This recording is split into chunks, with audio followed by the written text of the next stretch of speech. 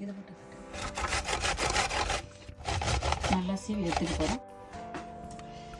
கடலைப்பயிறு ஒரு 100 கிராம் ஊற வச்சு வச்சுக்கிறேன்.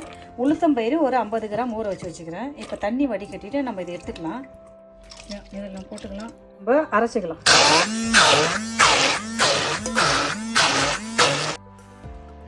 தண்ணி நல்லா அழகாக புழிஞ்சிட்டு இதில் போட்டுக்கலாம். தண்ணியை புழிஞ்சிட்டு சொரக்காயை நம்ம இதில் சேர்த்துக்கணும். பொடியாக நறுக்கி வச்ச இஞ்சி சேர்த்துக்கிறேன். நான் பூண்டு தட்டி போட்டுக்கிறேன். சோம்பு ஒரு ஸ்பூன்னு தட்டி போட்டுக்கிறேன். நான் ஒன்றும் பாதியமாக நறுக்கி வெங்காயம் போட்டுக்கிறேன். காரத்துக்கு ஏற்ற மாதிரி மிளகாய் சின்ன சின்னதாக குட்டி குட்டியாக நறுக்கி மிளகாய் சேர்த்துக்கிறேன். நான் இதில் கொத்தமல்லி தழை சேர்த்துக்கிறேன். திட்டமாக உப்பு சேர்த்துக்கலாம். இல்லை திட்டமாக பெருங்காயத்தூள் நான் சேர்த்துக்கிறேன். கொஞ்சம் பெருங்காயத்தூள் சேர்த்துக்கிறேன். பிசைஞ்சிக்கலாம். இப்போல்லாம் உப்பு காரம்லாம் சரியாகத்தை பாருங்கள். உங்களுக்கு ஏற்ற மாதிரி கொஞ்சம் காரம் போட்டுங்க.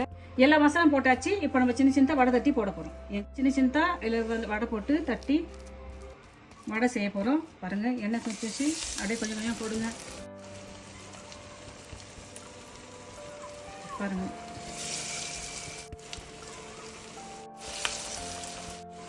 கையில் வச்சுட்டு அப்படியே ஒரு ப்ரெஸ் பண்ணுறேன். ப்ரெஸ் பண்ணிவிட்டு அப்படியே எடுக்கிறேன். இதை போடுறோம். இதில் போடுறோம். இப்போல்லாம் நம்ம போட்டு போட்டு எடுக்கலாம்.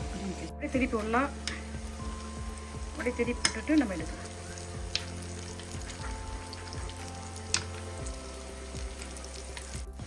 நம்ம எப்போதும் செய்கிற மசாலா வடையோட இது போல் அதில் கூடவே சொரக்காய் கொஞ்சம் சேர்த்து செஞ்சால் நல்லது. சொரக்காய் உடம்புக்கு அவ்வளோ நல்லதுங்க. பாருங்கள், எண்ணெய் அழகாக வடை ரெடி ஆயிடுச்சு. வடையை அப்படியே திருப்பி போட்டுட்டு நம்ம எடுக்கலாம். வடை வெந்துருச்சு. அழகாக எடுத்துடலாம்.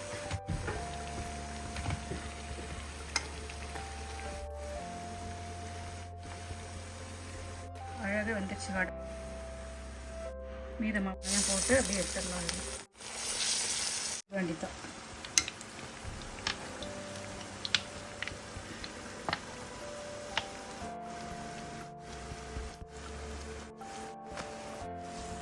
சொரக்காயில் செஞ்ச வடை ரெடி ஆயிடுச்சு. என்ன அழகாக நம்ம செஞ்சுட்டு ஒரு சொரக்காயில் செஞ்ச வடை ரெடி ஆயிடுச்சு. பாருங்கள்,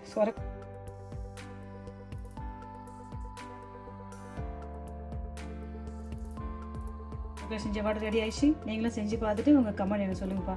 பாய், தேங்க்யூ.